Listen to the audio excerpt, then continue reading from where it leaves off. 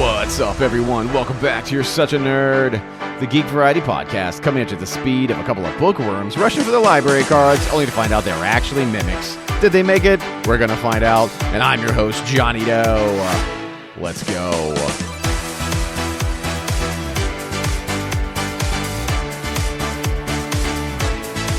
Welcome back to the show, everyone. If you're new, welcome, and if you're an old hat, welcome back. Thanks for putting that hat back on. And thanks for joining for my conversation with my buddy Adrian today about books and Dungeons and Dragons and parenting and the power of friendship. If you'd like to support the show, we have a Patreon. It's a very reasonable rate. It's linked in the show notes below wherever you're listening to this. Becoming a member of the Patreon will get you access to all the ad-free episodes. You can handle both of the main feed and the additional content like Critics Corner and Hobby Hangouts. I'd like to take this time to thank all of our patrons. We appreciate all that you do. And of course, a little extra special love to our initiate level supporters, Kevin C., Tim Ball, and It's Just Physics. Love you guys. Thanks for keeping the lights on around this place. Other ways that you can support the show is to like, rate, and subscribe and all that stuff on the platforms of your choice. Leave us a 5-star review if you feel like we've earned it. Leave us a 1-star review if you think we've earned it. Not if we think you've earned it. I don't think you've earned it. You're listening to the show. That's more than a 1-star to me. That's at least a solid 3.5. So we'll take it. Thank you. Keep an eye out for our merch drop coming soon and just spread the word. The show is entirely guerrilla marketed. No social media presence. So just go out and tell your uncle and your aunts or your aunts, depending on whether you like segmented insects or you like the lady who took care of you sometimes when you're growing up. Either way, we'll appreciate who we talk to about it. If you have any questions or want to correct us on something we screwed up, by all means, send us an email at younerdssuck@gmail.com, also in the link below. And if you just can't get enough of my dulcet tone of voice and enjoy war games and all things grimdark, brother, then check out my other show with Jesse Aiken called Saints and Sevens about the Trench Crusade game and the culture around it. It's found everywhere you could possibly find a show, including YouTube, much like this show. And last but not least, before we get started, if you are so inclined, send me a postcard. The address is down below as well. I'll send you one back. We'll be pen pals. We'll support the Postal Service and be real humans with each other and get something better than the reminder from your veterinarian that your 13-year-old dog is ready for its next visit to the vet, which includes a dental cleaning, which means they're going to put him to sleep because he's a little old man. But that's going to cost a lot of money. Anyways, it'll be better than that, I'm sure, certainly. Either way, send me a postcard. I'll send you one back. It'll be amazing. Without further ado, thanks for coming around one last time and enjoy my conversation with my buddy, Adrian. Adrian, what's up, buddy? Hey, John, it's good to see you. It's been too long. It has been. It's been a minute. It's definitely been a minute. We're on opposite sides of the country now. So. I know. Time is weird. But the funny thing is, we have mutual friends that are even farther out. That's true. The country now. I went to the furthest extreme of still being in the country. I know. What's up with that? I even have a buddy who's in Japan right now. And I've thought about trying to figure out how to record with them, but that's like it's tomorrow, today kind of a deal. And it takes a lot of brain power to figure that out. So I don't know. We'll see. We'll see if we ever make that happen or not. You're blessed that you have a lot of friends. I imagine myself trying to do a podcast like this and like 3 weeks in, right? Well, that's everybody I know. Well, I also just beg, borrow, and steal people into recording with me. So and that's part of it though, because I don't know. I think it's cool to get to know people, and especially about things that they're really stoked on. I think that's interesting, to kind of give a space for people to be known in a way that, a lot of people don't get. It is somewhat remarkable to take the time to sit down and talk to somebody and get to know them when there are so many quick entertainments that involve no risk available now. So I appreciate and admire what you're doing. As I was sort of in the weeks leading up to this, knowing that we were going to have this conversation, I thought, he should talk to this other guy. No, he's way more interesting than me. So if you do come to the bottom of your barrel and you need to go on referrals, I can maybe introduce you to a couple of big time nerds. I'll take them. I like to talk to everyone. So, and I've definitely talked to people that I don't actually know for the show before. So that has happened. I think the big thing for me was I don't want it to be about industry people, and I don't mind talking to people in the industry like I used to back in the day, but like I'm not trying to create a platform to compete with all the other shows about what the new hotness is, and like being a platform for people to like shill their wares. And I don't mind people like shouting out what they do and stuff like that, but the intent is to be like, even if you're an industry guy and you work for, game company, Bravo or whatever, who are you as a person, right? Like, why did you get into playing games? Why do you like games? Why do you like, do video games? Or why are you doing music? Why are you doing, motorcycles? Whatever the thing is that you're into and you're just, ragingly stoked on, like, why is that your thing, and how did you get there too? Because I think that's always the interesting part, is like, how did we get to the joy that the things that we participate in life, that we have limited time as human beings on this planet, right? For all intents and purposes, as far as we know. And like, to dedicate a part of that existence to do a thing, and obviously not, most people are not going this existential with it, right? It's not this planned, they're not going into, but like, if you think about it, you take a step back and you think about how we engage in hobbies and activities in the world, like to do something outside of, our daily obligations or whatever the case may be, and to commit a part of our life to doing that thing, like, especially if it's something you do extensively throughout your life, then, I mean, it's got to have some value to you, and I think there's a cool story there, Yeah, I agree, because the world is a take, and Mm-hmm. other people often are, you're giving of yourself to them, and then how do you refill? Like, how do you put back into yourself? How do you regain your like equilibrium and your balance? Like, they say, do what you love and it's not work, and that certainly hasn't worked out for me professionally, but Same. finding those things that are joy, uh, and choosing to invest time in them, to be ready to go out and do all the hard parts again tomorrow. Yeah.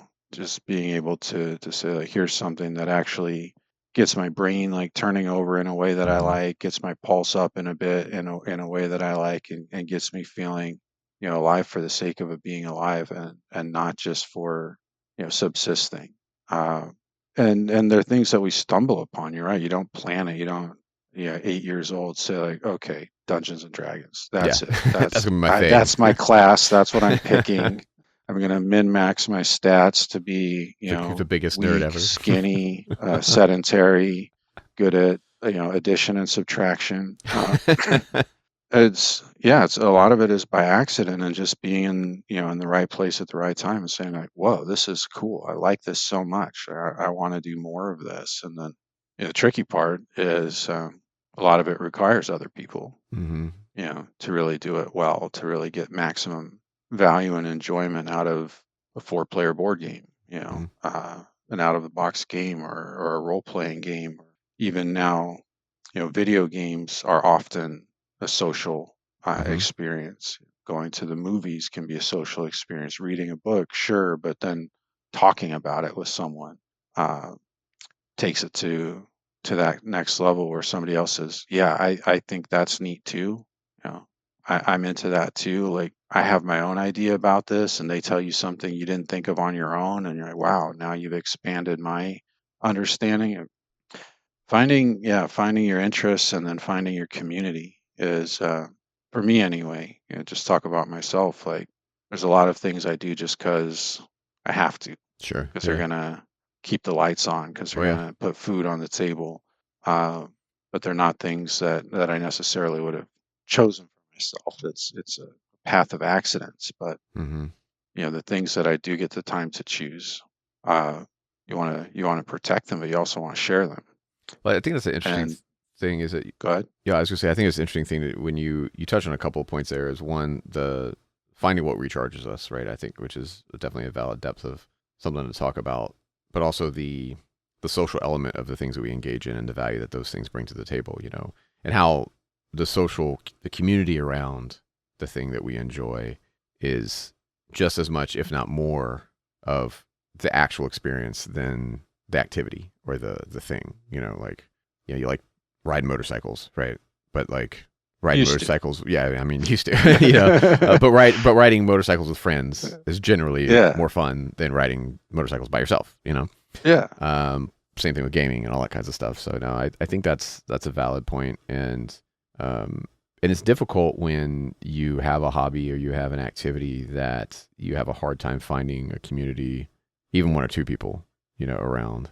And to this day, like one of my favorite stories to tell people when I'm talking to them about making friends is when we first met.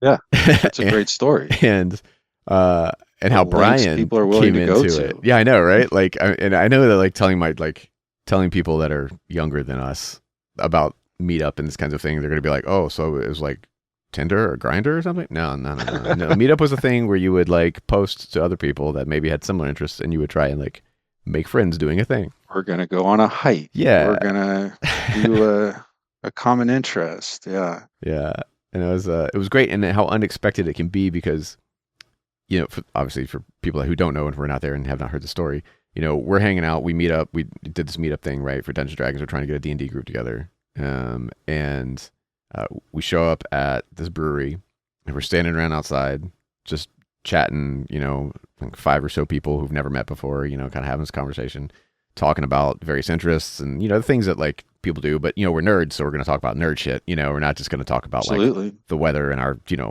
retirement funds or whatever the hell normal people talk about. And so we're having this conversation, right? We're talking whatever, and then I remember as I'm talking to, I don't know who it was, I don't know if it was you or one of the other guys that was in the group. Yeah, I see out of the corner of my eye this guy that was out there smoking a cigarette, kind of like a little distance from us, and he kind of like takes a small step over towards that group. Yeah, he's like crab sliding. Just kind of crab sliding. That's exactly what it's kind of like a little, and then a little closer, and waits a few more seconds, comes a little closer, and then just in the middle of talking, he just puts his head into the group. And is like, "Hey, are you guys talking about X-Wing, Dungeons & Dragons?" And we're like, "Yes, matter of fact, his we are." thing was those Star Wars miniature model games. Yeah. I think it was X-Wing we were talking about, Star Wars X-Wing, and he started with that conversation, and then he's like, "Are you guys like a gaming group or something?" And we're like, "Oh no, we're like a meetup here for D&D." And he was like, "Oh, I've never played D&D. I always wanted to." And then relationships were built. Multi-year campaign. I know, man. And one of the I think one of the gems of that story is the person who originally posted the meetup. Yep. Didn't show up. That's right. All right. I had no idea like who it was. Never met that person. That like events on the website, and never heard from them again. They either dodged it or they missed out. I guess it's a matter of perspective. Yeah. I mean, judging by the fact that it's a pretty good sustained relationships out of that group, I would say they missed out. Yeah. Sucks for them. That's right. Sucks to be them. So, but no, I think I think you're right that like, especially in adulthood, meaning like, I don't mean this in a condescending way, but because you're your adult in your 20s, sure, but most-ish, right? But first off, Cortex, I wasn't. I don't really take credit until like probably 32. There you go. Well, see, I would say the same thing. Out of my rear. And I think it's one of the things that's really interesting about like Jewish culture, right? Like you're not considered an adult until you're in your 30s, right? Mm-hmm. And so you can't like really like teach and talk at synagogue or whatever, like you can't do that kind of stuff, And I think it's at least historically, and our brains aren't finished developing impulse control and stuff into our mid to late 20s, which is evident by life decisions that most people make. And that's not to say that people don't have kids and they don't have like hold down jobs and stuff in their 20s. My life did not look like that, right? I was much more sporadic with my life at that stage of my life. But the stage of adulthood, when your responsibilities have increased, and to find the time to make those connections and to take time for yourself, in addition to like, especially if you have a family and stuff like that, or a demanding job, right? To maintain these things that are, very high responsibilities in a person's life, at least hopefully they are, especially when it comes to like family. You would hope. Speaking of someone who did not get that, but it helps when it, is a priority. To find that time to be able to do the things that recharge you, especially if it's not something you can necessarily participate in the same space as that entity, right? Or it's just not at the time and place, right? Like you can't go take your 2-year-old and throw them on the motorcycle and go for a motorcycle ride with your 2-year-old, right? It is frowned upon by CPS and many other organizations, Yeah. So, but it's important, because that's what gives you the drive and the stamina to make it through the 9 to 5, make it through the grind, or to push through if you're a person who is a creative or a person who is self-employed or is doing a thing to pay the rent that was what you loved, right? To push through those times when it's hard to love it, and you got to do it anyway, because that's, at least in my experience, was very real, very real byproduct. I see that, and I see it, for example, in my daughter, who's a very talented visual artist. She just turned 18 and she's off to college in a couple months. Uh, she went to this arts focused high school and she had to produce. She had two Hmm. things due by Friday and she was, having block or whatever, and it became drudgery instead Hmm. of joy. It's like, oh, I have to make something, even though I'm not feeling it, even though I think it's trash, I still have to make it and turn it in and show it to my peers and get feedback on it. And it really dimmed the spark quite a bit now that she's done. And the only reason she has to create art is for her own enjoyment. Hmm. Like there's this eagerness Yeah. that's coming back that was really deadened for a while. And so she figured out that she wants to do that for an outlet Hmm. and not, as her primary means of keeping herself afloat in adulthood. And so that's it's a good thing to learn young. Uh, the idea you brought up of taking her out on motorbike rides when she was 2 years old. I mean, Hmm. I did have her in the seat on the handlebars Yeah. Yeah. of a bicycle. Right. Bicycle, I should imagine, pedal powered, not these new uh, zippy bikes, like Yes. e-bikes that you see kids like pulling uh, wheelies and racing around on. I mean, honestly, if we had had those in the '80s when I was growing up, like I I'd would be have been dead. all into it. But I would have been dead. Is the problem? I would have made it into adulthood. very likely not, especially considering there was like no like helmet Oh rules yeah. or No. anything No. back then. It was just like Pure chaos. if it either kills you or done. Yep. Uh, finding people and you go through these eras in life and one of them is being the parent of a young child and you're naturally kind of brought together with a lot of other people your own age, Hmm. parents of other children who are also in the gymnastics class or the soccer tots or the swim or eventually school, and then you spend time around them and hopefully pull some friends out of that, which worked for us quite well when we were living in the Bay Area. We had a nice friend group, and I found some gamers in the group, and we had uh, some good balance. Uh, but as the kids get older, there's less of that parent involvement Hmm. in those things, and that opportunity sort of dries up, and then uh, there's work, and I'm in a situation where I have 143 people that report to me, and I Oof. can't be friends with them. Yeah. I they're all great. They're I like them. I like working with them, but we can't hang out outside of work because Hmm. it would create issues. Uh, Fortunately, my wife doesn't have that same situation. She has a lot of coworkers who are a pretty diverse group, um, and so we have a D&D group going now Nice. with some of the people that she works with, and then some of their significant others and Hmm. whatever. So it's actually 5 players, and I'm homebrewing a campaign, sort Beautiful. of like sometimes literally the night before. Okay, time to come up with. That's I need that's a that's called mage's adult. tower. Yeah, that's adult Dungeons and Dragons. When sometimes you're like, oh shit, I got a game tomorrow. Uh, Ooh, I what am I did gonna run these not. guys through? Last session, I expected the fight to take longer, and so I was like, oh, well, we're done. Whoops. They're like, wait, what? Well, it's honestly their fault. Mostly new players. There's this Yeah. one guy who's like into it. Like Yeah. Yeah. he's researching his like character development. He's like got ideas for when he hits like fifth level and Uh huh. whatever. The other ones have, well, and my wife who's played before, as you know, with the rest of them are all brand new and they're just sort of happy to go along with it. So I'm setting up this thing and it's like sort of railroady, but all the plot threads are pointing in this one direction.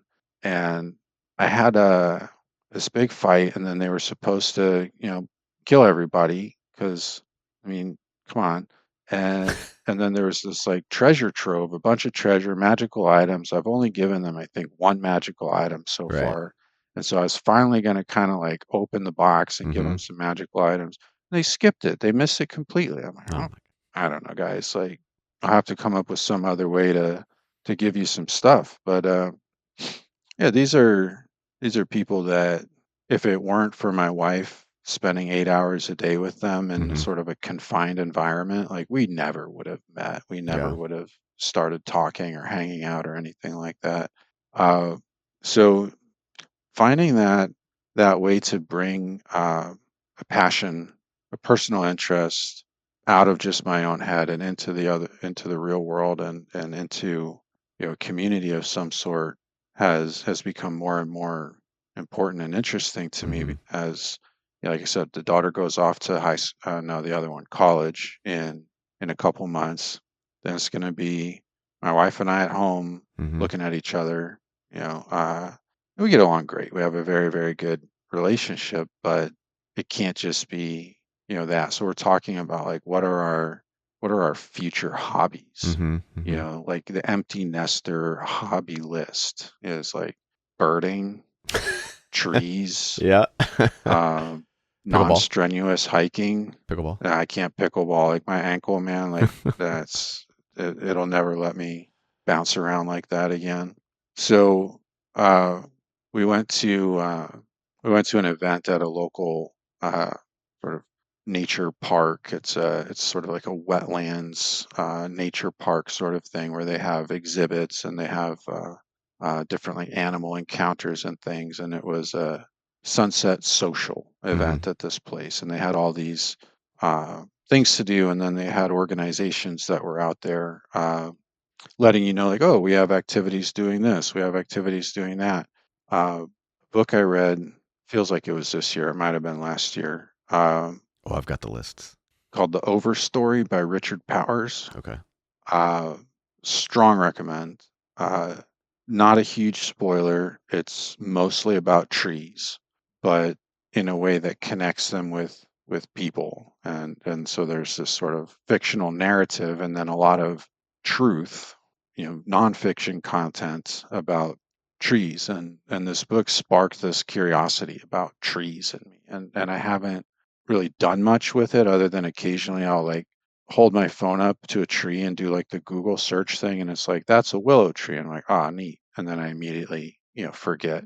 But one of the exhibitors at this event we went to was a local tree interest organization, basically a meetup Mhm. about trees, and they do tree walks in the park once a month. And so I took the kids to one in last month, and it was kind of a bust, honestly. Mhm. Like it just didn't end up being what I hoped it would be. It was really sort of like this personality exposition about the guy that was the leader of this group. Gotcha. Um, The tree cult. so discouraging, and I don't know that that's going to be quite the right thing to take me into, my empty nest interests, but trying, being willing to try, being willing to go out there, like going on a meetup, meeting strangers at a brewery, pretty outside of my comfort zone, Mhm. Mhm. but you kind of go through enough attempts, and sometimes you do click, you do get that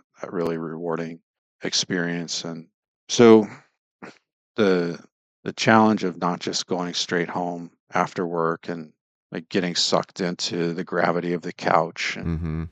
I have been, I'll admit, watching more TV lately than I usually do. I've found myself more willing to get into like watching Mhm. a series Mhm. uh, where normally I get fidgety and don't sit still well for television. Like it had not really captured my attention all that well, as opposed to books, movies, video games, things like that. But I just finished rewatching the Dune Prophecy on Mhm. HBO. Yeah. I just watched it like all in one day. Like I Nice. started it at 7 o'clock at night, and I was done by like 6 o'clock the next morning Mhm. with a little bit of falling asleep in between. Because if I watch one episode once in a while, I completely forgot. I have no Yeah. idea what Yeah. happened. Mhm. Like my forgetter is powerful. Like I Mhm. just don't hold on to details and names and places. But if I watch them like bang, bang, bang, Mhm. like holy crap, there was actually like a whole story there, and I followed it, and I really Yeah. enjoyed it, and it was cool. And give me more. So now I'm doing the same thing with the Witcher Yeah. on Netflix. Mhm. I'm sort of towards the end of season two. I think this might have gotten started somewhat after the motorcycle accident when I was Mhm. on the couch for Mhm. months and months, and I started watching Star Trek, just like Nice. marathoning, Like not OG like or Next entire Generation? series Yeah. of Star Trek in order, like the original series, the Oh Next yeah. Generation, Deep Space uh, Nine, the one after that, Deep Space Nine. Now I'm Voyager. on Voyager. I'm in Nice. season 6 of Voyager. So there's a lot of it, man. This is when, a TV show would be 7 seasons long, and Mhm. each season was 20 something Some episodes. episodes, Yeah, yeah, yeah. hour-long Yep. episodes. And then now you get like what, 8, If you're lucky.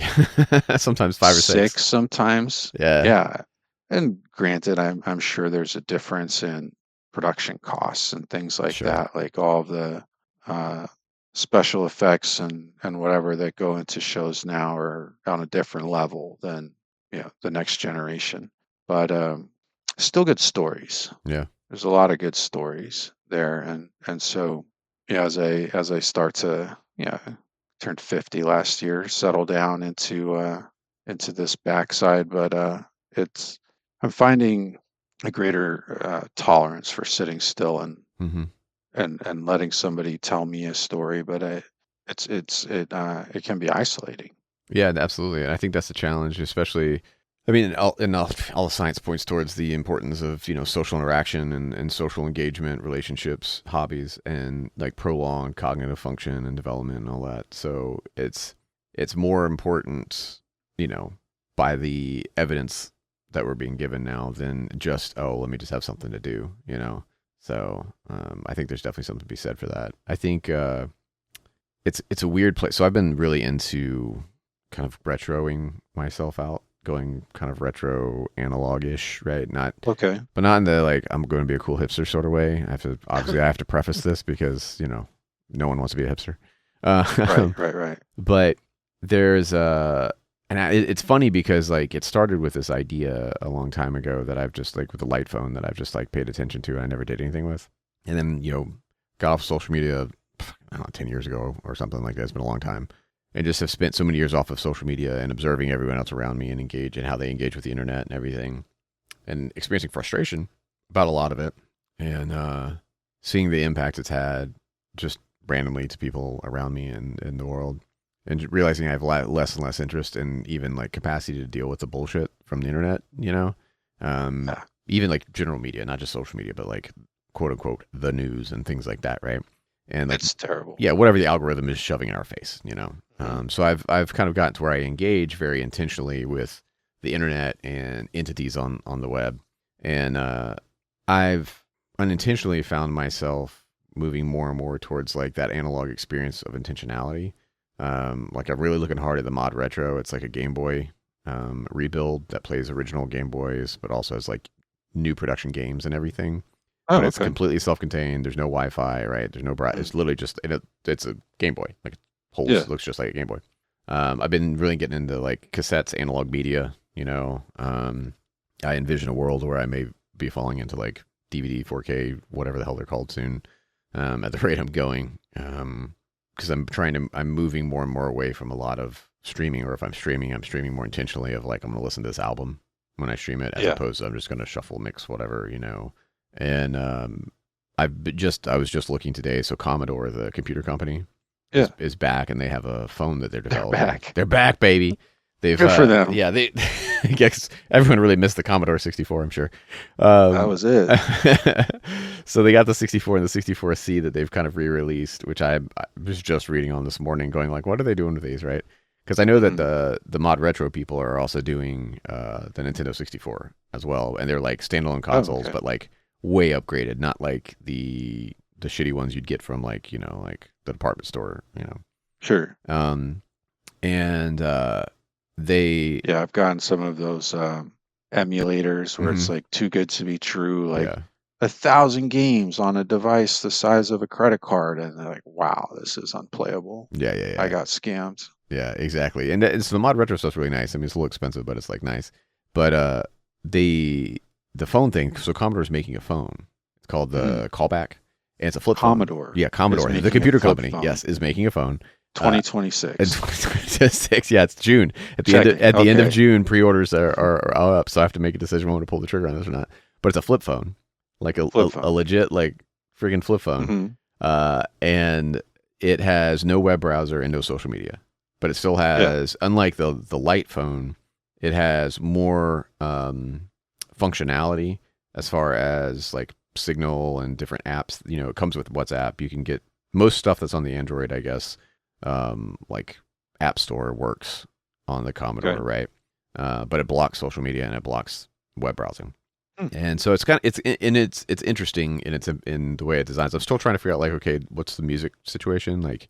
Uh, Because I stream or no? Because my other issue is I also just recently switched to Apple full time for my streaming, not because I like the UI, but because Spotify kept charging me more money.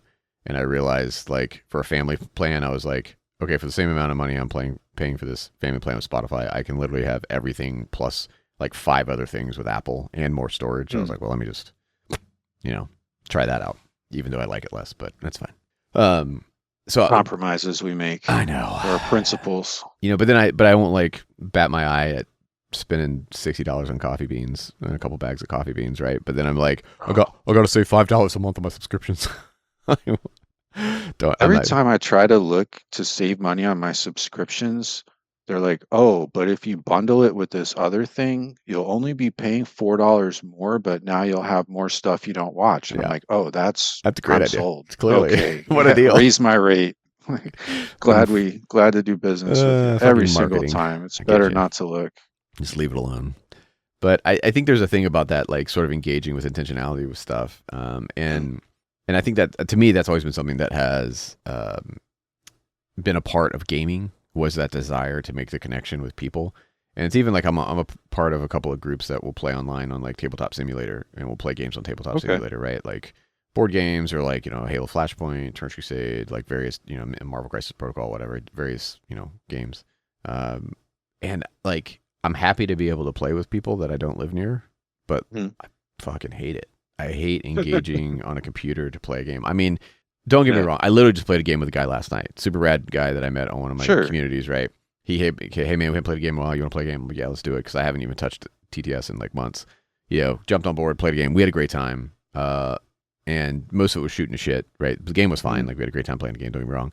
But like, I want to sit there. I want the tangible experience of like, I want to move the figures. I want to roll the dice. I want to sit across from the table. I want to interact with a human being, role play, do whatever the thing is, because it is about that social connection, right? And the beauty is, no, I'm not trying to just crap on TTS and like remote playing, because, we've run D&D games remotely, during COVID and stuff like that, and other times. And there's a value to it and that it brings to people that are able to engage with it. But I just know that I want less and less time as I age in front of a computer screen specifically, right? Engaging. It's one thing to sit down and engage with a television show or like a movie with intentionality, right? That's a little bit different in the way, because you're consuming a media thing, but versus just being in front of a screen that's just going to be like, all right, what web page am I going to flip to next? What am I going to fucking doom scroll this? What about this headline that just caught my attention that was clickbait, blah, blah, blah, blah. Yeah.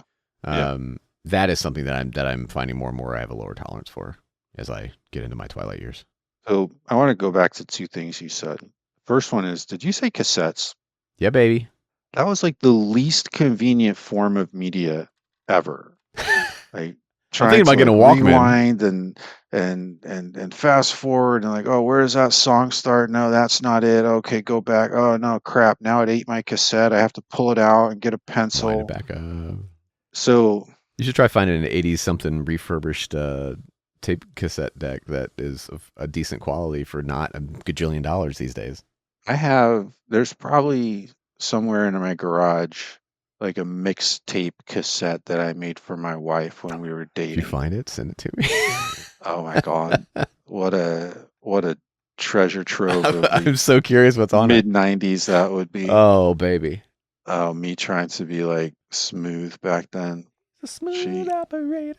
Probably like, on there, yeah. Like there's a better than 50% chance that Sade is on there, who my daughter now listens to on the CD player in her car. That's amazing. Because the kids are into CDs. They are. Yep.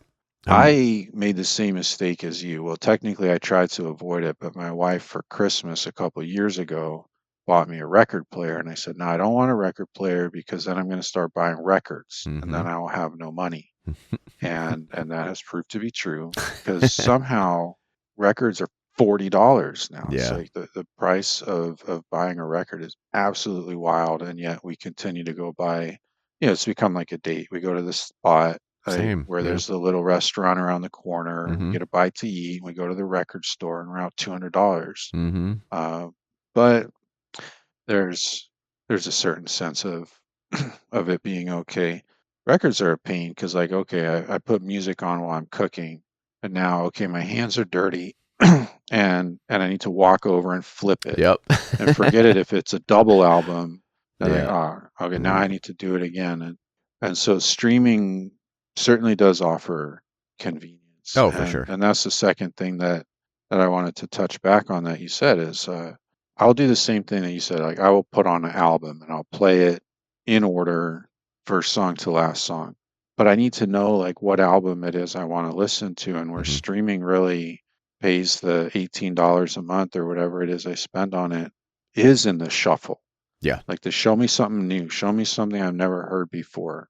And you know, the platform I'm on has the AI DJ thing, which Mm-hmm. is kind of atrocious and it's super repetitive, and it involves pressing like the skip button Yeah. in my car is going to get worn out at this rate.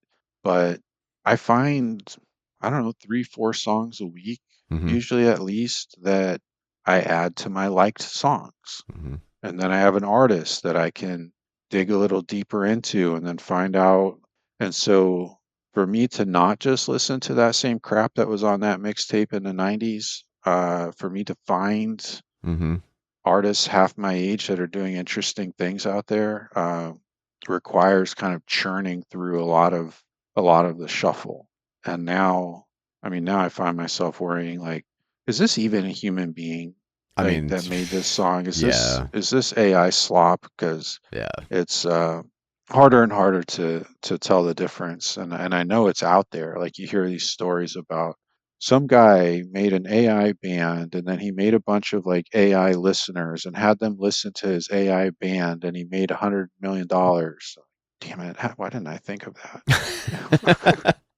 Well, I think, a couple things here. So, records, I engage with records, like vinyl, uh, with like specific genres. Like, I've noticed that I have shifted my vinyl collection over the years to a lot of hip hop and a lot of like 80s sort of, and like punk even, you know? Sure. Um, for some reason I engage with it in that manner. Cassettes for me are strictly like metal. It's strictly just like death metal Okay. and like black metal and like straight metal. So what I do in that sense because I feel you with the fine and when I was with Spotify, the struggle that I had was I felt like I was getting the algorithm that kept feeding me the same music over and over again. I wasn't getting anything new. Absolutely. Or the Yeah. stuff it was sending me was stuff that I knew was popular, but I didn't Hmm. like. Like there were bands that I'm Yeah. like, I don't like this band. Stop trying to make Yeah. me listen to them, right? No matter how much I Right. dislike Right. them, you Right. keep putting Yeah. them in my damn shuffles, right? So I've had better success now that I'm on Apple because Okay. I think mainly because like it's a new algorithm, right? So I've just reset the machine, right? So now Yeah. it's trying to figure out what the hell I actually listen to, and it's so it's sending me things that are fresh that I get to hear, which I really have been enjoying. I found some pretty good bands that way. What I do Huh. with the cassette thing when I go to the record shop Hmm. is I will buy one cassette of a band either I know or that I actually like listen to ahead of time, or I'm there, I'll Yeah. pull it up in like one of the streaming services, I'll listen to it, be like, okay, that sounds cool. If I don't know who they are, and then I blind purchase another one, Oh. like old school, when you couldn't Uh-huh. even pop it and get a demo. You just like, what does the cover art look like? Okay, this is cool. I'm in. I'm in. Yeah. Let me try, Let's right? go. Or the name. Like I have one. What is it? That I think is Antichrist Demon Core, the Oracle of Death, and it's just like. Guess you kind of just have to try it. I mean, I was just like, I don't know what this is, but with a name like that, it's got to be at least ridiculous, and I can play with that. So like, and that's kind of how I'm like trying to engage with that medium of music, is to take it back to that idea of like when I was younger, and it was going to the whatever Cats Music or Millennium Music or whatever the insert music company shop was here, and you're just in the bin, just like at the comic shop, you're just flimming through music and you're like, oh, this one looks cool, let me buy that, so that's kind of how I've tried to do it in a way that still encourages me to experience new stuff, which is interesting. Yeah, you're really letting fate decide there on whether Full you send. find a gem or not. And let me tell you, sometimes it's a total crapper. And we were talking about this prior, like your reading that you've been doing over the past couple years. Yeah, It's super it's fucking impressive. I'm going to say that right now. Is that how you've engaged with books, or did you do your research before you started buying books? What was your thought process behind these lists? Because this is a wild spread of like books. the beauty of books is they're free. You know, I'm doing it all through the Uh-huh. library, um, and reading has always been a thing for me. Like I've always just remembered like engaging with books as far back as I have memory, and uh, I I do try to get a lot of different voices. Mm-hmm. Um, a lot of it, you know, especially early, was experimental, and I remember going to the library, you know, growing up again, you know, in the 80s, that was it. Oh Like yeah, for sure. you went to the Mm-hmm. library for books, and finding, you know, sci-fi and fantasy, and being like, oh, you know, like we talked about, sort of you accidentally find your joy, that thing that Mm-hmm. just scratches you the right way. And uh you know, some of the first ones that I really just became enamored with were Isaac Asimov,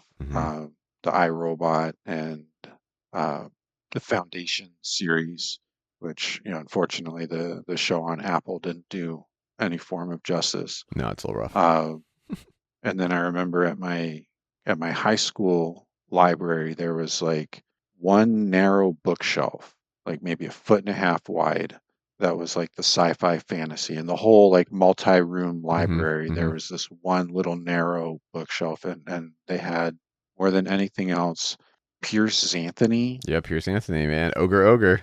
Oh my It's a goodness. And I spelling was bee. just like Get something off a head pillow over plant. heels with how silly I those love books Pierce were, how much Anthony. fun they Yeah. were. And then, you know, I got into like Dune and Lovecraft, and you know, Heinlein, read a lot of Heinlein. Uh and for a while, you know, I became like very genre specific. Mm-hmm. Like that Sure. was all I was reading. Uh and I would read, you know, series after series after series. Now, I mean, here's one of the positive sides of the internet. I have the Libby app, Mm-hmm. I which was I gonna use ask. to check out books from my local library. You get them for 21 days at a time, which kind of puts that sense of like urgency on it, because Mm-hmm. I know, like, if I don't finish that book by the time it comes around to check out again, I will have forgotten. Yeah. I don't know who these people are, what's happening, Yep. like, because I'll have read two, three things in between then, and I'll completely have lost the thread. So, uh, I do have this sense of wanting to complete within the timeline allowed. And for some books, I just read a book, 150 pages. It was actually a pretty fun read. I'd read one other book by him, uh, Laval. Uh, he wrote a book called The Changeling, which Mm-hmm. they also made a very disappointing series out of on Apple. Uh, like the first seven episodes were great, and then the last two, like, they just put it in the garbage disposal and walked away.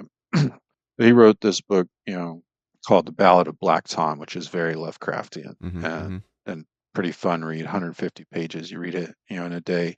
Uh, but then, you know, on the other side of that is, you know, IQ 84. It's Yep. 1,100 pages. You got 21 days. You're like, I need to settle in here. Like, don't talk to Yeah, me. I'm in for the long haul. Uh, and it doesn't always work out, and sometimes you do have to kind of come back around for that, you know, second loan. But okay, so I have that, and then I'm doing it all on I Kindle. was gonna I have the ask you to do it on the Kindle. Paperwhite, Yep. which Love my is paperweight. perfect. Yeah. Perfect. Like, it does nothing except show me books. Speaking of that analog Uh, experience, Pretty I much. I mean, mean, it's as close to, you know, facsimile of analog as you can get. It has basically enough to like upload and download stuff, you know, mm-hmm. from the cloud to your device and back. Uh, and then it's connected to Goodreads. Mm-hmm. And so Goodreads, Amazon, Libby, like, my reading habits are out there enough that the internet is constantly feeding me articles. Like, if I were to just open my Google homepage, Mm-hmm. like the search page, and Yeah. then it has all the articles as you scroll down. A quarter or a third of them are going to be lists of books. Cool. And then I have probably 30 tabs open on my phone browser right now because I'll see an article. I won't have the time or the patience I'm to gonna really get stressed out. process it right then. So I'll just like hold click, open a new tab, Yeah. and then just leave it there for like one day when I'm at lunch at work and I'm bored. Like, okay, I'll scroll through this. And so I find these lists of books and then I'll go through them and then I'll add them all to my Libby app. Mm-hmm. uh, Libby allows you to have 10 books, no, 12 books on hold. Like you're in line waiting for them to become available. But then it also has a tagging feature. Okay. And so there's one that looks like a stack of books, and I've decided that that's like my pool. And so I probably have like 200 books in there right now as I go through these articles about books and I look at them and say, oh, that looks interesting. And then I'll tag it Mm-hmm. in Libby. So then when I take something out of my holds and actually read it, then I take something out of like the tag pool and move it into my holds. And Okay. so I just have this nonstop thing of books ready to read next. But yeah, I have tried to get away from just reading sort of different versions of the same thing over and over again. There was a while there when like all I was reading was like R.R. Martin, uh, uh, the other one, Sanderson, Yeah, Brando who Sando. to his credit at least puts out books. Like I haven't been waiting 16 years for the latest Sanderson to come out. He puts out like 3 a month, it feels like. Yeah. I've kind of hit the threshold with that guy. Uh, there's the other one, Rothfuss, Mm-hmm. who also hasn't put out a book in my lifetime. It feels like, but Yes. Don't get me started on that. Let yeah, me know how the name of the all wind is sort going. of the same sword and board, kingdoms and castles Mm-hmm. kind of genre. And so I started going a bit more into horror, a bit more into science fiction, a bit more into some of the quote unquote like classics of this. But I read the original Conan books. Yeah. I did Did the you ever read audiobooks for those? those. Yeah, I did the audiobooks for those. Wow, they're so problematic. Oh yeah. Like at first I was like into it. I was like, "Oh my gosh, this is so fun." And then these little hints Yeah. would start popping up and I was like, "Oh, dude, you can't say that." Like Yeah. that. It gets racist and rapey. Oh, wow. It got Yeah. so bad. So you have to you have to kind of, I guess, put those in a little bubble of space and time Yeah. for when and what they were, but trying to fill in some of the gaps. Uh, but I have a fair amount of time, man, where it's just me, and like I said, I've done quite a bit of TV uh, on my phone. I don't. I'm off social media as Mm-hmm. well. I've completely killed all of it more recently than you, like pretty much within this calendar year, Mm. everything except the one for work, because the nature of my work sort of requires Sure. relationship building, and that's part of the job. But you get tired of the sights and sounds Mm-hmm. of television on my phone. I play a lot of like brain games, like Mm-hmm. puzzle Mm-hmm. games. I'll tell you, there's one character in the Brandon Sanderson. What is it? The Stormlight Stormlight Archives. Archive. One Yeah. of the kings. Mm-hmm. Uh, I'll probably get his name wrong. Tara Vanjian, I think. Taravangian. Yeah. Yeah. Yeah. Yeah. Where every morning he would wake up and he would take a test and he Yep. would find out if he was smart or not that Smart or dumb day. that day. Yeah. Yeah. I feel that so hard, and it's because of these stupid LinkedIn puzzles on my phone. Like I wake up and I do my LinkedIn puzzles and I find out if I'm going to be smart that day or not. Bad news for you, you caught me on kind of a midday today. So I'll take it. and not my worst, but I think the one where you have to like put the crowns, it took me over 4 minutes. So yeah, it's a bit of a struggle today. No. But that's good. That's also a means to staving off cognitive decline as well. So I'm impressed. Um, That's honestly, you talk about intentionality. That's a lot of my motivation for really embracing like Sudoku. Like yeah. I have a need to solve things. Like Mm-hmm. there was one time where I just got like a bug where it's like I need to figure out how to solve a Rubik's cube. Mm-hmm. Like I want to be the kind of person that knows how to solve a Rubik's cube, and so it became a thing where I just had to figure it out, and I just had to, like I couldn't not do it. And then maybe a year ago or so, I got that same thing for Sudoku, which I had mostly ignored. Like Mm-hmm. I'd say, like, oh, whatever, that's just looks like kind of boring. But then one day I woke up and I was like, I need to like figure out Sudoku. Like I Mm-hmm. need to be able to solve like expert level puzzles. And so I just kept like trying it and trying it and trying it until now you can basically figure anything out if you just kind of apply the same principles and strategies. Like you'll get the answer eventually. I think there's something to be said about Uh, that though. With the, I don't know. I mean, maybe I'm sure I'm biased, but like my experience is that we aren't developing critical thinkers and critical problem solvers now like we used to. And I don't know if that's a byproduct just of the education system or the nature in which we have technology at our disposal. I mean, for instance, I am a worse speller than I was 20 years ago because of autocorrect. mm, Um, so maybe we are dumbing ourselves down some. It depends on technology and things like that on how to do certain things, and that maybe has probably affected our cognitive function long term. I don't know, but I definitely feel like there's something lost there that a lot of people aren't uh, prone to experience or prone to, and maybe that's another part of like wargaming and board gaming and stuff like that is the tactical element, the decision making, the analytical part of the brain that needs that stimulation that a lot of us just don't get, we otherwise. have immediate ready access to the answers. Yes. You remember the old Sierra games? I think it was like Oh my King's God, King's Quest 3 or Quest. something like Yeah, that, so where hard. one of the things you had to do to advance the game was you had to have like three, I believe, emeralds in your Mm-hmm. inventory, and then you had to throw them like randomly into a bush, and that would cause the castle door to open. I might be misremembering Mm-hmm. that, but I feel like that's true. Um, my buddy and I were so stuck on this that we were at his house. This is, again, probably early 90s because I Sure. was driving by then. He, his parents weren't going to tolerate him going onto a dial-up internet site at 99 cents a minute to buy hints for the Mm-hmm. game. So we Mm-hmm. had to drive to my house so we could dial up the internet and log into a hint site and pay money like that somehow like got billed to our phone line or something Mm-hmm.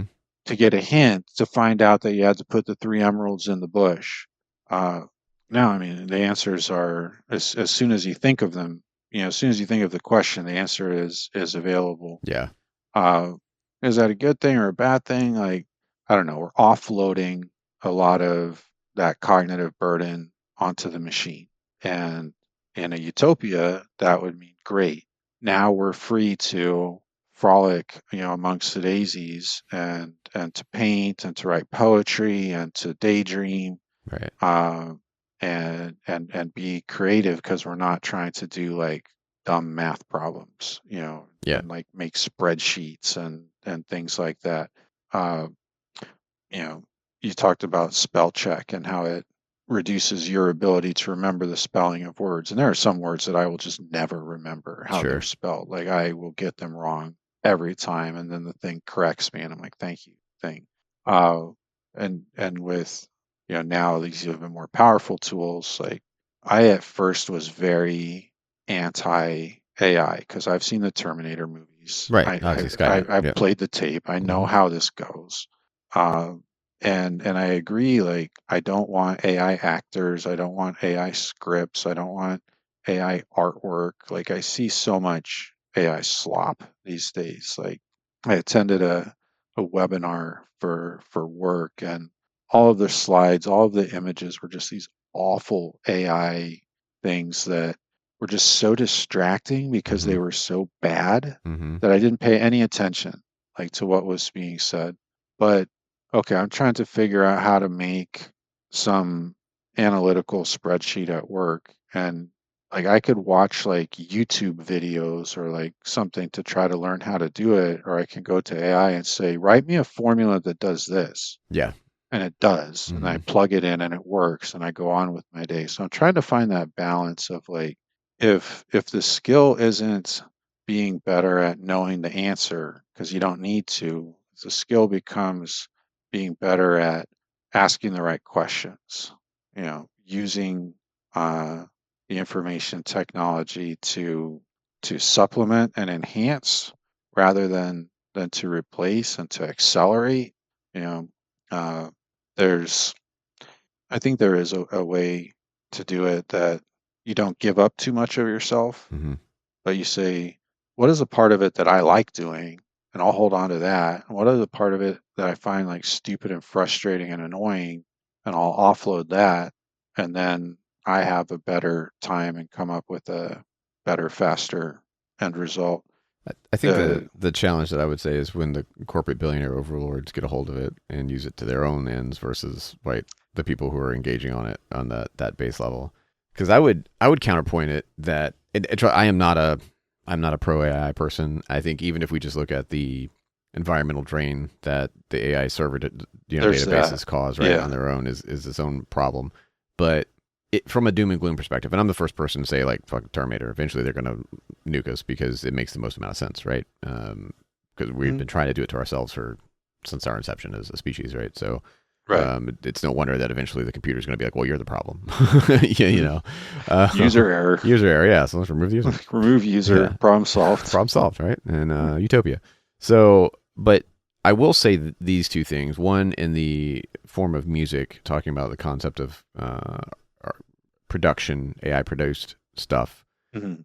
specifically music versus like art, like painted art. All the music is art, but I'm going to draw a delineation here that may be controversial. I don't know. And then also as a comparison to the Industrial Revolution, right? So like we went through this in the 2000s, the 20th century, not the 2000s. I apologize. During the Industrial Revolution that occurred, right, where machines are taking our jobs, and we lost line workers and we lost this kind of stuff. And it was definitely a hard transition. But what happened was it develops a higher skill level ultimately at the end of the day. Now, yes, rich white dudes with money got richer, right? And it established a greater strata, right? And reduced the value of the blue collar worker and all these kinds of things and the value on that and those skills. And skilled labor did go down, in a lot of ways. But then skilled labor came back in the form of computer programming in the 80s and 90s, right? When the programming boom started happening, right?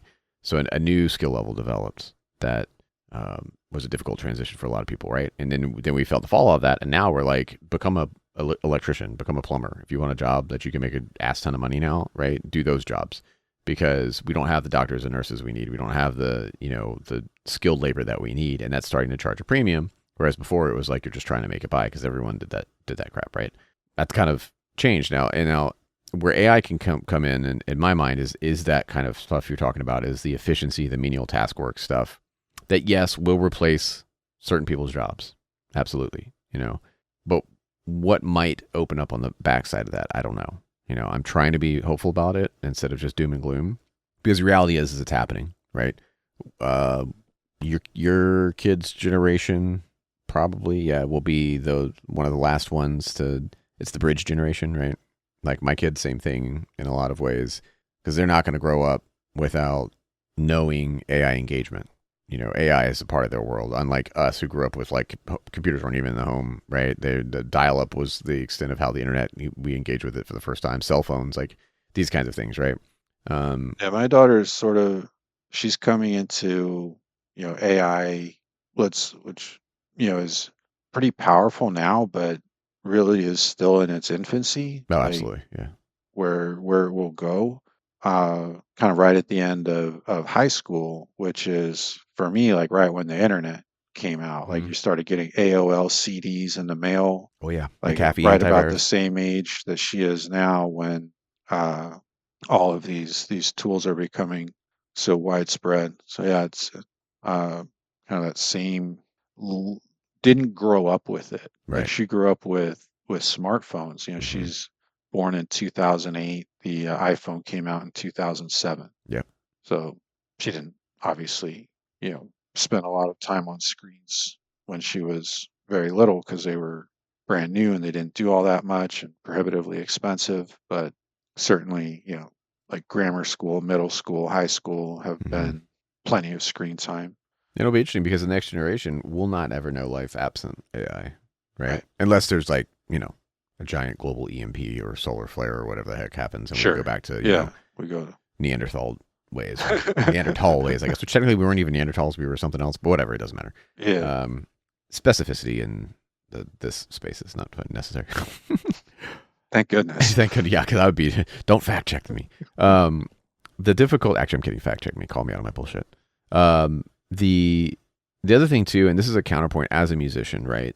That I think about because I'm trying to again shape my perspective with AI and not just do my knee-jerk reaction, which is AI is bad, and I'm trying to challenge the way I think about it. So I came to this, and I do not apply this, and maybe this is a bias because my wife is a painter, but in physical art media, right? Digital art media, I haven't really thought about, but in physical art media, painting and those kinds of things, I look at it slightly different.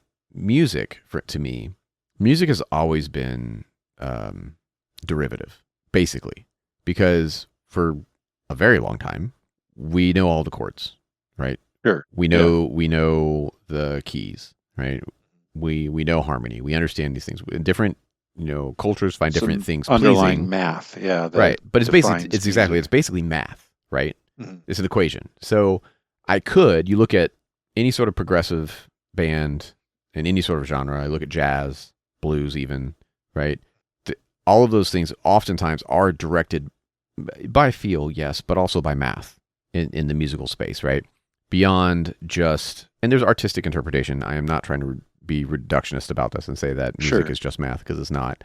There is artistic input, there is instrumentation, there is, tonalities, all these things that kind of come into play to craft it. And I will craft a song different than you would craft a song versus somebody else will craft a song, right? Even using the same chords. But that's why like mashups work. And like, hey, the 3 key magic notes, and you can just play every song in the world with G, C, D, and E minor, right? Like you're not going to play every song, whatever, because what we are doing when we write music is we are deriving the tools of our palette from everything that has already been done and discovered, right? We're not out there discovering new tonalities necessarily, I mean, yes, there are like halftones and these other kinds of things, but reality is like, as that was being used in music composition. So to have AI come in and say, when everybody says, well, it's derivative. Yeah, it is derivative. But Fall Out Boy's derivative of Daft Punk's song, which is derivative of freaking the Grateful Dead's piece, which is derivative of Beethoven, right? So like we could track it all back, and that was part of it, right? Was like, and Beethoven derived it from somebody else, and so on and so forth, So you have this thing that is, because it is mathematical, right? Like I don't want AI music to take over everything, because I love the emotion and the passion that bands put into something, right? But if I'm putting, I don't know, the instrumental Ocean's 8 Alaska album on, or I'm listening to some synthwave, right, just to like zone out while I'm working. Yeah. If that was produced by AI, okay, like maybe that's fine if it's good, and it scratches it, so it's okay. I don't love it, right? But I'm trying not to be just like burn it down. Now, if it's like I'm taking James Hetfield's voice, right, in an AI composition, and I'm using James Hetfield's voice over B.B. King's guitar lyrics or guitar notes, on top of, freaking Mike Portnoy's drums. Sure. And I'm going to mash it into an 80s funk song with some reggae influence or whatever. Right now, I'm okay. First off, the I want to hear this. I want to hear it, okay. But fuck you AI for doing that, right? Whoever programmed the AI to do it, right? Like, because now you're using like something that's very specific to an individual, Art to me, like painted art, composed art, sculpture. I don't think we have anytime have to worry about AI doing sculpture, necessarily physical sculpture. 3D art, maybe. Dude, give it a 3D printer. I mean, it'll get there, right? But that medium to me is a little bit different, because while of course, I'm not a trained artist. I'm speaking out of my ass on this, really. But like, to me, as I understand, that medium of art, it's not as mathematical, right? There is the human form. Sure. There is the color, and yes, color ratio, right? Yes, and there's only so many pigments and colors, until it all becomes brown or gray or black or whatever. But like, the way that you engage with that is much different, because to me at least, the visual image, and maybe this is because I'm not a painter, but the visual image of what you want that outcome to be on whatever that canvas is that you're working on, and the tools that you have to make it, is so much more wildly individual than, hey, I want this song composition made of these notes, right? Yeah. Because it's more math and it's more of a similar structure of what has come before. And you might say, hey, Yeah. well, I'm using the same colors that Monet used, or I'm using the same colors that Salvador used, or whoever, Rembrandt. But the way Yeah. that you engage with them is wildly different than the way that this other person engages with them. And what you were visualizing wasn't a reinterpretation of the Mona Lisa. It's a still life of a vertical post in a basement, right? Or whatever. I don't know. I'm just looking at one. That's what I'm using as an example. But you know what I'm saying? Sure. So like that is something where and for AI to engage in that space, it literally has to go steal what you have created, right? Right. And reuse it, much like it would have to steal James Hetfield's voice, B.B. King's guitar tone, to make a song. So I don't know. That's where I'm at in my head right now with AI in the creative space and trying to figure out. I mean, burn it all down. Let's keep creativity in the hands of the musicians and the artists and the creators. But I'm trying not to doomsday it too much. We'll see if that works. Going back to books, there's been a lot of controversy about AI generated either entirely, first word to the end, or how much of this is like AI enhanced versus how much of it is your own material. And I'll tell you, I continue to try to find that in my own life, at a smaller scale. Like obviously, I'm not publishing on Random House or anything like that, but for a silly example from work, but it's a from my life example. Uh, we have a July through June fiscal year, and so we do mid-year reviews in December and we do annual reviews in June. So I actually have annual reviews due right now, but for my mid-year reviews that I wrote for my direct reports, I wrote some stuff and I threw it in AI to kind of polish it up and make it more like business speak, and then I gave it to them. And now when I'm doing the annuals, I'm choosing not to do that again because I really don't feel like it sounded like me. Sure. Like it wasn't my voice, even though it was words I wrote, and then I just said like clean this up. Like I felt like the genuineness of it was lost to a degree.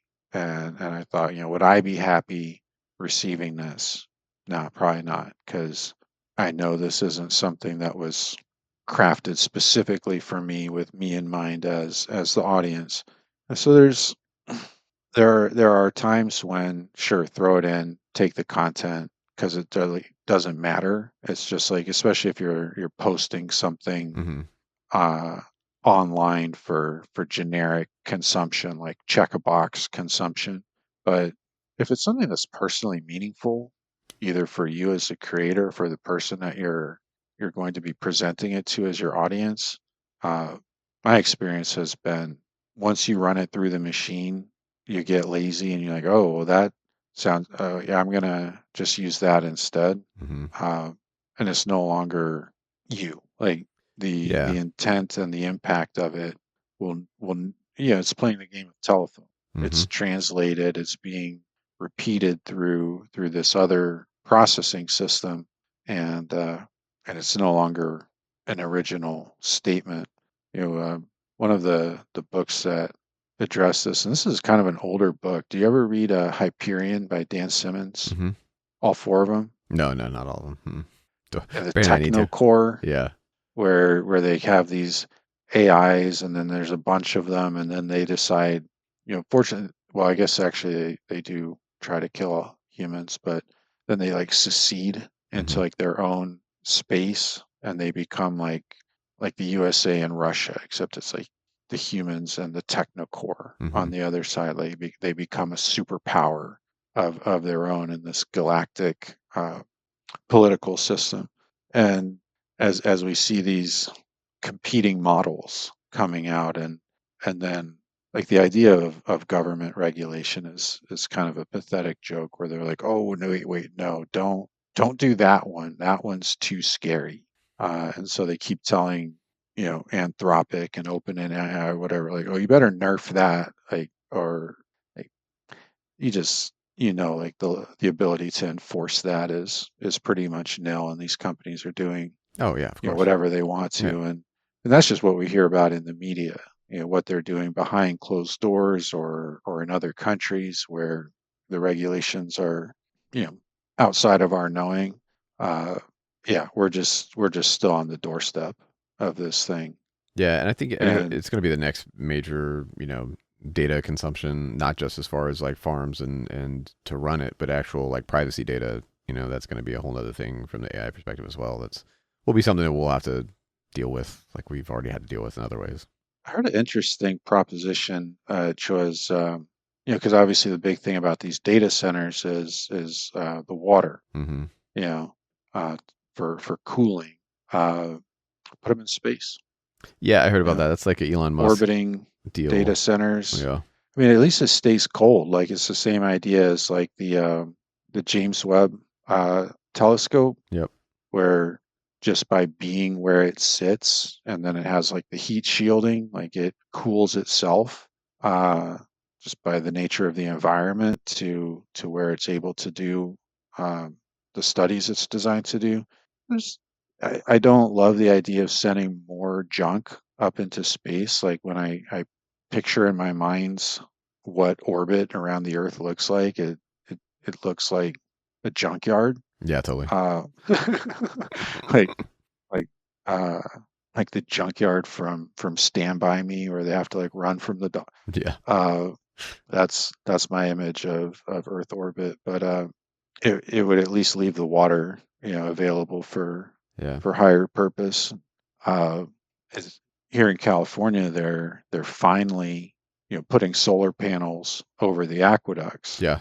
to I remember hearing that to was going to be a thing. prevent evaporation. And this was uh, this was something, that's been like the stuff of science fiction Hmm.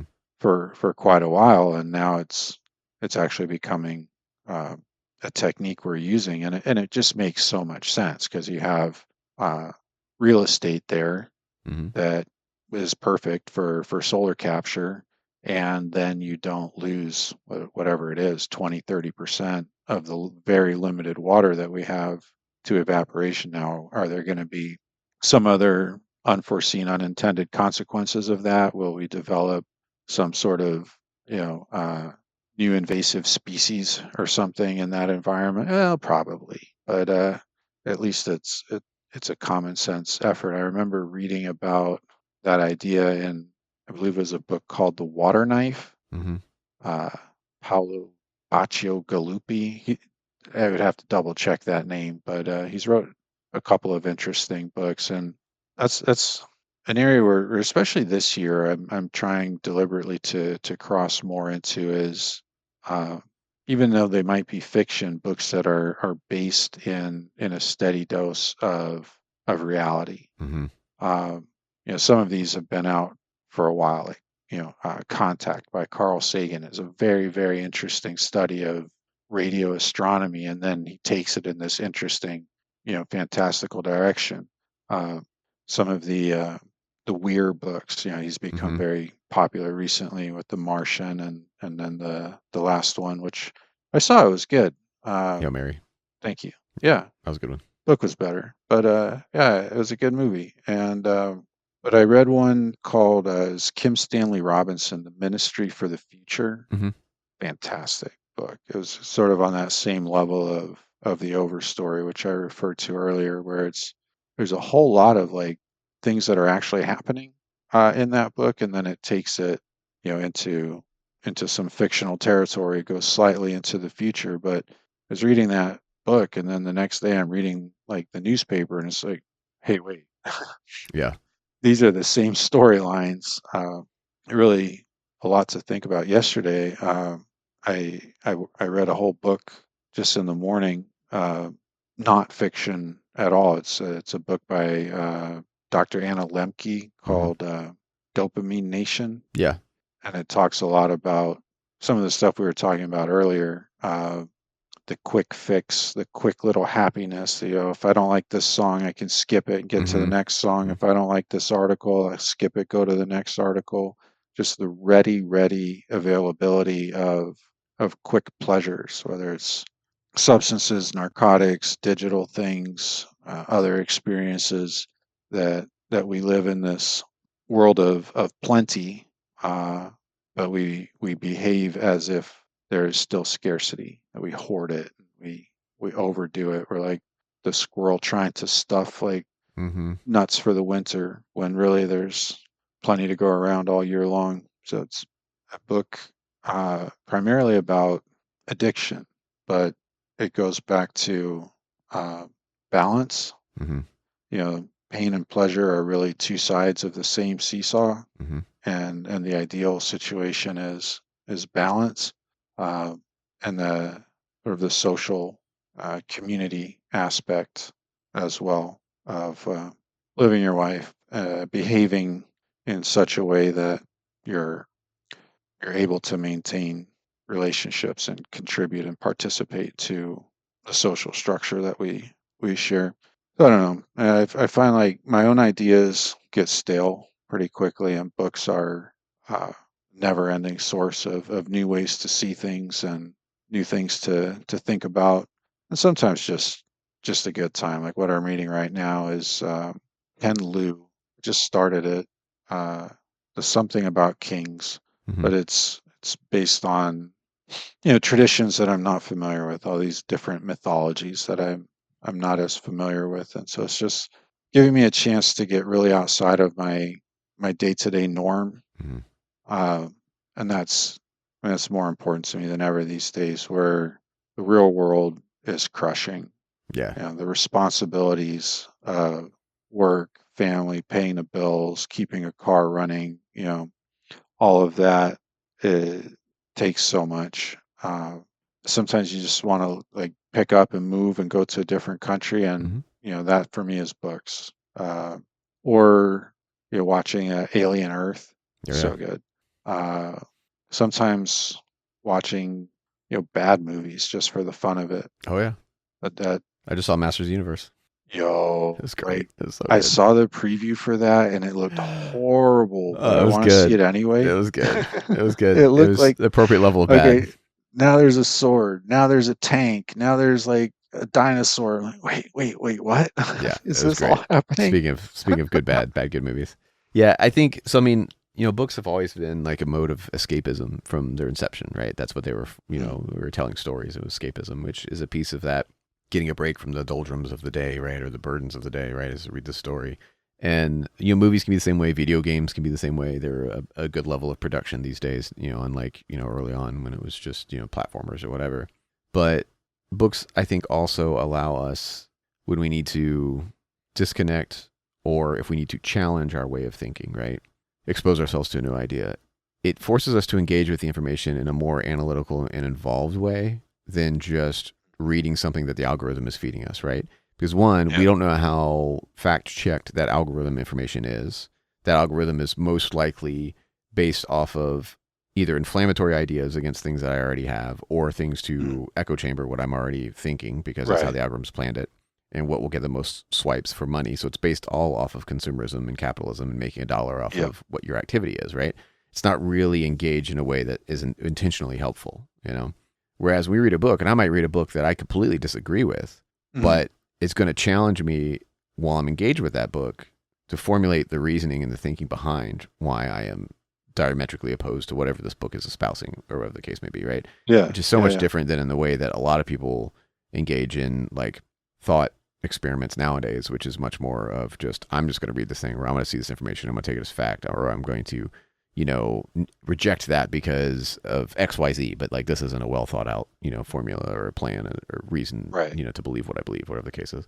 So it ends up dumbing us down because we're not going back to what we talked about earlier, spinning that intentionality of engagement, right? I'm intentionally going to engage with this book over the next 21 days, right? That I went to the intention of researching and finding that sounds like it might be a good book Yeah. and went to the trouble of reserving it or going to the library physically getting it or going and purchasing it, even if it's off of, a mail order or something like that. And I'm going to read it. And that's going to give me more information, right? It's also going to cause me to have a space of focus, right? Which we have so little of Yeah. today where we just have like, hey, this is for the next 15 minutes. I'm not going to have to pick up a device. I'm not going to have an alert go off. I'm not going to get a ping. Yeah. I'm not going to have someone come and tap me, right? Walk into my queue, whatever the thing is, right? Email pop up that I have to deal with, chase a fleeting thought that I have before I forget about it. So I'm going to go do it and then forget what I was doing now or disengage myself completely from what I'm doing, right? and also cause Yeah. myself to like weaken my short-term memory because I'm not having to retain that idea that I need to go circle back around to later that I was curious about. Yeah. Like a myriad of things that like aren't fed into when I'm in this space of reading this book. And now that dopamine, that reward comes through the process versus the immediate, like how do you teach your kid how to play a game? Well, they have to play it and then they figure out where the reward is in that game is at the end of it or the process of getting to the end of it, whatever that case is. Right. And that's kind of how I think engaging in reading is so much more critical now. And when I say reading, I mean like reading actual like books as opposed to just like drivel that's on the internet, because of how we have to engage into it. Yeah. The the work of creating space to focus Mm-hmm. is really challenging, and like I said, I sort of fall into it naturally because my wife goes to bed, my teenager has a certain amount of time she's willing to spend with me, and Don't then it's tell me just that. me. I dread those days. And it's just me, and so I often have a couple 3 hours at the end of the day, uh, where for a long time in my life it would have been video games. Sure. Uh, I don't know what happened, but I really haven't played a video game since Baldur's Gate 3, Baldur's Gate 3 which is what is happened to you. a couple of years ago. It broke me. It Maybe broke it you. did. Maybe that was it. Like I didn't even finish it, honestly, John. I got to Baldur's Gate. I was like, no, this is just too much. There's too much. There's too much going on here. I I don't remember who I am. I don't remember what I'm doing. I don't remember what any of these quests are. There's infinity things here. I just picked up 4 more quests. I don't think I want half of them. Yeah. Too many I problems to quit. solve. Yeah, I'm done. And I keep thinking like, oh well, I'm gonna get into the next game that comes out, the next big title. If they come out with another, you know, Skyrim 2, like Mm-hmm. they come out with, whatever, Mass Effect that's not a bad Mass Effect, I'll want to play it, but it just hasn't happened. And I'll sit and watch my kid play games. Like she just did the latest chapter of Deltarune. It's coming out in installments, and it's Mm-hmm. actually fun to watch because it pays like homage to a lot of older generations of games. Like in the last chapter, there was like this whole part that was like the old adventure Atari game, Yeah. and now this chapter, they seem to have come forward a decade because there's like a lot of Shinobi references, Sonic references, Rad. like to Okay. the old like uh, 90s console systems. And so it's fun to watch her, and she's very into like the lore of all of it and everything. But uh, just got to the point where I would sit down and I'd spin up the console and I'd be like, I don't know what I'm doing. Mm-hmm. I'm not into it, and so I never upgraded to. I still have a PS4 and a Mm-hmm. Switch One. Yeah. And honestly, once the kid goes to college, I'm not sure. Like the PS4 is the only thing that will still play physical media Mm-hmm. in my entertainment center. Like if I wanted to play a Yeah. DVD, Blu-ray for any reason, I could. Because otherwise, yeah, it's all the many streaming services that they keep tricking me into subscribing to when I go to quit. But wait, for only slightly more money. I was just talking to my buddy Drew, and he doesn't have Netflix, but he literally has everything else, like Paramount, Mm. Peacock, like all of the fringe ones. And I'm like, you don't We have Netflix, just bro? got Peacock specifically for World Cup Yeah, World Cup and the because Olympics. Like obviously, that's the reason. Like I'll do Peacock during the Olympics because obviously yeah, cable doesn't exist anymore. right. I mean I'm sure it does, but it doesn't exist to me. It hasn't existed to me for decades. And Well, it's not like you can turn it off and turn it on in the same way. Like yeah, you have to make an appointment to your house, and there's like transactions. Whereas Peacock, okay, I want it, I have it. I don't want it anymore, it's gone. yep, yeah, exactly. Like, but then I was looking at Peacock and like, oh, well, you can bundle it with Apple TV, and okay, well now I have 2 things. I don't really want to watch any of them. I find that like when I sit down in front of a screen these days, and I don't know how this is integrated into any of the other things I feel, but more often than not, I feel like I'm wasting my time. Mm, Right? Like I feel like there are other things that are more rewarding that I could be doing than just sitting and watching a show. so I tend to be distracted. So I have to force myself to intentionally engage with whatever I'm going to watch, right? Or choose not to do it. Like I choose not to play the video games, choose not to Mm. engage with that sort of medium until like I want to do it with intentionality, and instead take that time to go do something else, like paint a Mm. model or like play a solo board game or Mm. something, right? Go to the game shop, meet some people. I don't know, whatever. And it's not saying there's no place for it in my life, but it's just I watch and consume. Like if I were to look at my like backlog of media of shows Mm. and things to watch, it is ancient and long because I just Yeah, have yeah. like skipped so many things because I just whereas at one time I would have consumed all that stuff, but like now Sure. I don't know what's changed in my life, but I just typically I'd rather be doing something else. Well, I can think of a couple of things that have changed in your life, and I mean, they're parenthood. changes for the good. Yeah, parenthood is definitely one of them for sure. And my kid's way cooler than the TV, so it's all good. Yeah, But yeah, absolutely. One of the joys of parenthood was, there's the period at the beginning where they're like a blob, and you just have to sort of endure that, and then they have very childish interests. I believe it was Bluey for you, where oh yeah, I dodged all of that. I don't know anything about Bluey, but apparently that's it's like the Sesame Street of the new generation. And for mine, it was other things, Yo Gabba Gabba and My Little Pony and stuff like that. Uh, where you sit there, and some of them aren't bad. Like I yeah. think they do a better job of including stuff for parents in Bluey, they did a good job of children's, that. I actually really like Bluey. Bluey was good. uh, yeah, media these days. Uh, but then you get to the point where you have things that you both genuinely like, Mm-hmm. and you really both enjoy doing them together, like truly shared interests. And that's just like when that starts to happen, it's so good. Like there was a while where my daughter would watch me play video games, Mm-hmm. Sly Cooper and Ratchet and Clank and Yeah, things like Ratchet and that, Clank's so kind of good. Spyro the Dragon, Mm-hmm. things that were appropriate for her age level. Uh, and then she started taking over, and then she started whooping me at Mario Kart, and then she started having her we played man, best perhaps Mount Rushmore of fatherhood experiences, playing Portal 2 co-op Oh with my man. child. Okay. Yeah. Hell yeah. So good. And like getting into that, and it wasn't 100% of things 100% of the time, but you Sure. find those few things where it's like, hey, let's do that together, and you're both genuinely looking forward to it.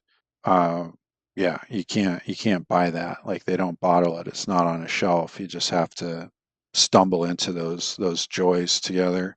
uh, and now she has interests that are far beyond and of her own, and she's showing me things. I was like, oh, I never heard of that Mm-hmm. before, and she's coming to me with new ideas and leading me towards her interests, which is, some of them are hits and some of them aren't. Some of them are like, yeah, that's your thing, go do that somewhere else. And other times it's like, oh wow, let's take a closer look at that together. So it's there's the things that we enjoy, uh, and then there's finding things that you enjoy with other people and finding other people who enjoy them with you. And Mm-hmm. that's pretty much as good as it gets. And you and I, we had a good run, man. We've had a We good run, and I know like time and space have pulled us in different directions, but in terms of like the accidents of finding your people and finding your yeah, common totally. interests. Yeah.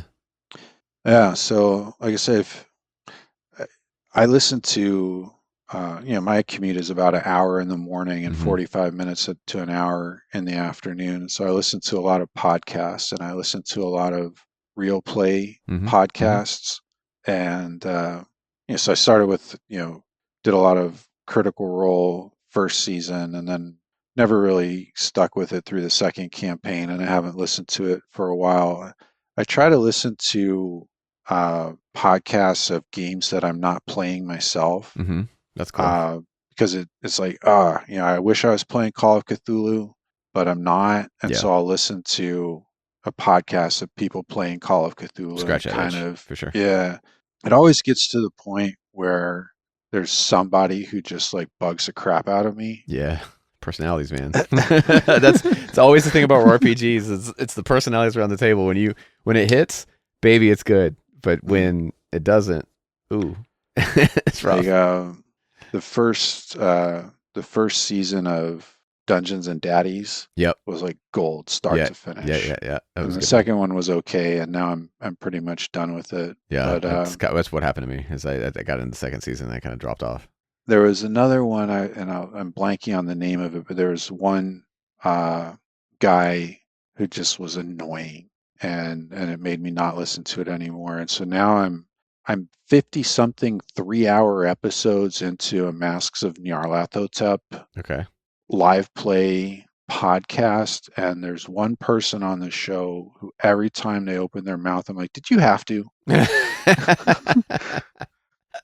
Like, real. That's real. you could just not. I can't wait for it to be over, but I'm this far It's in too that I committed. need to Yeah. finish it. Too Like, committed.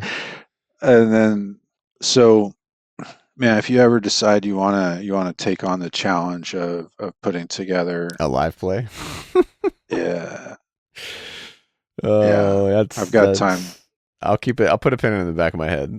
I feel like that's gonna be a lot of editing and planning. Cause Oh, no doubt. Like my woof. home group that we've got right now, we've been playing for 2 years, and I keep a session log, right? So Mhm. here's how I'm doing my character advancement is the more sessions you show up to, the faster your character levels up. Hell yeah. Okay. I like that. And so I've got some who are about to crack 5, and I've got one dude who's still 2. He might die soon because like the enemies Yeah. aren't still level 2, and Yeah. so uh 2 years in, we have played 13 times. Okay. So once every couple months, roughly. That's not great, Yeah, it's pretty slow. as far as keeping like chemistry and narrative, and there's a lot of like recapping Yep. that I has mean, to God, happen. how long are sessions that you guys are playing? When you play? Yeah, a couple 3 hours. Okay. So Everybody's busy. We have people who just got off work. We have people that start work at 6 o'clock the next day. mhm. People all have someplace else they also need to be. So, you know, typical is there's like 30 minutes of shooting the breeze, Mhm. and then get into 2.5, 3 hours, and that's pretty much when people start looking at their watches. I find that my engagement now, and I think this has to do more with like, oh, I got to be up at 5:30 when the kid wakes up, kind of vibe, right? Yep. This sort of thing is like, and also just having a myriad of things that I want to engage in, and also have time with like my spouse and things like that. Yeah. Is I am more for my role playing. I am more in the space of like short campaign shots instead of Mm. like, hey, we're having an open ended thing, right? I'm like, no, I'd rather commit to 12 weeks or 6 months of gaming at every other week or something like that, 12 sessions, Mhm. like a manageable block of time that I Yeah. can sort out, because I have so minimal amount of time that I can commit to hobbying and gaming and those kinds of things, right? That it's easier for me if I know that like, hey, I'm just committed to this window, right? And then we'll revisit at the end of that. Maybe we'll do another round after it. And I haven't had great success in much role playing out, recently in the past couple of years. I've had a couple of goes at it and had some, good times, but generally speaking, like the personalities just didn't really Mhm. mesh for anything long term. I mean, because I was trying to think about like our group that played. Mhm. What? I mean, am I wrong? That was like 5 years or something like that. We all played it in some Yeah. capacity, because like it was me, you, and another guy. We all like shifted DMing roles right throughout that time frame. It wasn't like one person was DMing the entire time, but like, and we changed storylines and characters and stuff along the way. But it was Yeah. effectively the same group for a long time. Yeah. We even changed systems at one point. We Yep. switched over to Pathfinder 2, which was Mhm. cool. Yeah, I mean, time honestly for me is like I've just lost the thread of it. You could tell me that was 7 years. You could tell me it was 2 years. I'd believe you, but it was pre-COVID, Mhm. like all the way up until whenever y'all left California. Yeah. So that was a long time. So Might have been I longer than moved 5 back years. here in 2017. So it was 2017 when we started palling around and rolling dice together. Yeah, so it was longer than 5 years in. So it's probably Yeah. like 8 or longer. Yeah. Yeah, it was a long stretch. And I still like Those are, and I told you this via text, but I'll say it live on the air. Well, recorded on the air because it's just you and me listening to this right now. Yeah. But hands down, the most impressive blossoming into DM GM ship I have ever experienced in my entire life. You having never done it in your entire time, right? You've been in a couple of campaigns with our group, and then you're like, hey, I want to try give my hand at this thing, and we were all like, hell yeah, let's do it. And you crafted to this day one of the best stories that will always like rest in my heart for characters that we admittedly like we had a very tight group of people that were all playing together, Yeah. but like you crafted this space and this story with such refinement and for someone who had never done it before, it was fantastic. So high bar that you have set. This is why I can't find other DMs to play under. I'm always like, you suck, you need to be like Adrian. You're very kind. That was a joy. We had such a good group. Like just the chemistry among us as people. The baseline of trust and Yeah, friendship, where we yeah. could like goof around and be silly and not worry like, oh, what do other people think of me, or Hmm. like, are they gonna? Yeah, just that comfort level. And the trick was I mostly just took what you guys gave me. You know, But and that's such came a up with. refined skill of a GM that very few people get. They're going to be like, I'm gonna beat this square peg into this round hole of a story. I don't care what you guys are doing, right? I'm gonna make it be this thing. And you kept us on the rails, which admittedly was very hard to do many of the times. But like crafted a space with what we gave you to like drive this super compelling story to the point of like there was loss, there was tears, there was all this other kinds of crap. And yeah, so it was good shit. It was good shit, man. I appreciate that. I'm trying to, like I said, this thing I'm running now is pure homebrew. I mean, I'm using 2014 5e rules. Yeah. I got the new books. I haven't read them yet. Like They're okay. I I'll mean, get just some minor I'll get to it changes, in my eventually. opinion, at least. I don't know that they're necessary. I mean, the cleric is a little bit better, but I mean, I Hmm. think I didn't feel like I didn't feel like 5e was necessarily flawed enough to necessarily need major changes and overhauls. I understand they needed new books. It's been like 10 years or whatever the case was. Yeah, they needed Sure. another 180 of my dollars. Exactly. That's Exactly. that's Yeah. what was up there. But it's my own world.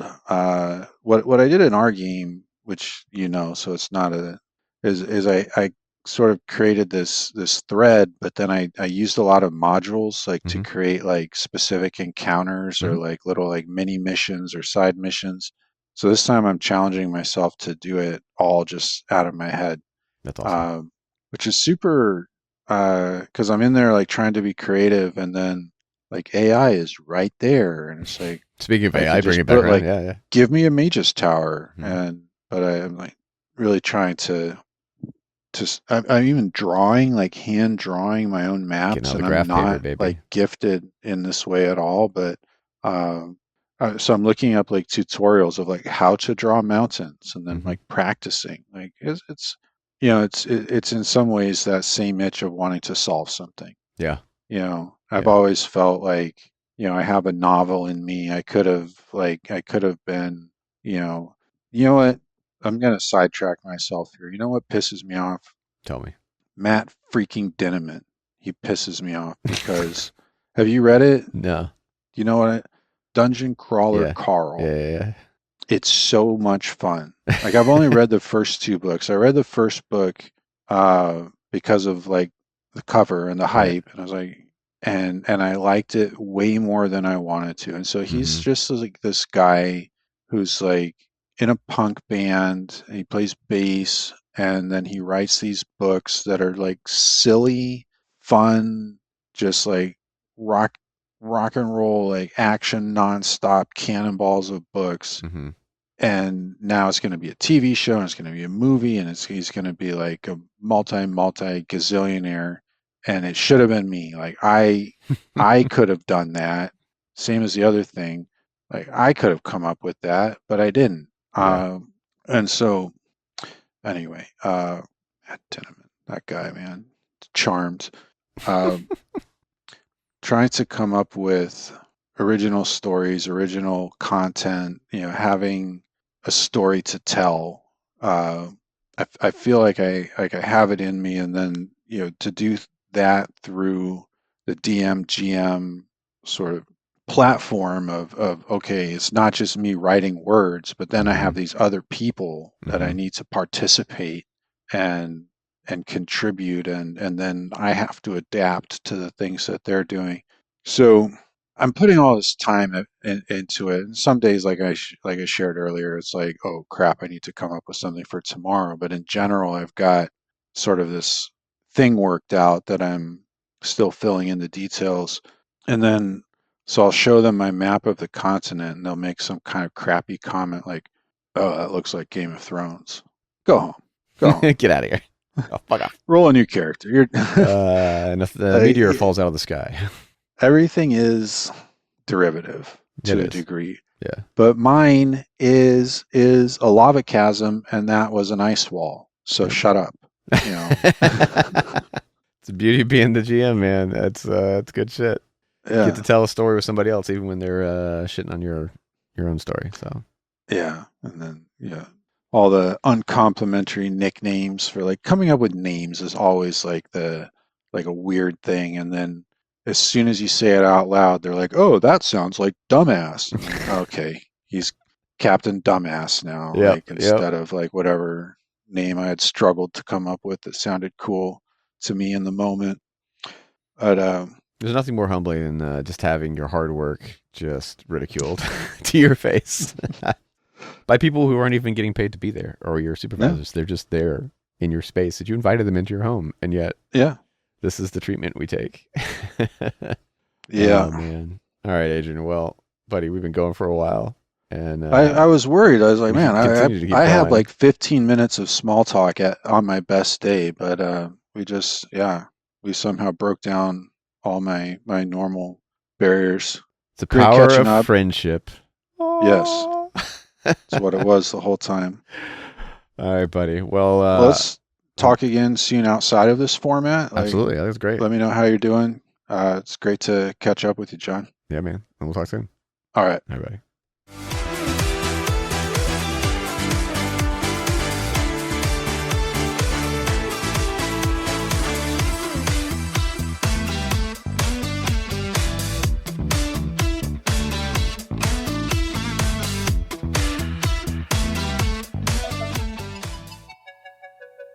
Butterfly in the sky, I can go twice as high. Take a look, it's in a book, a reading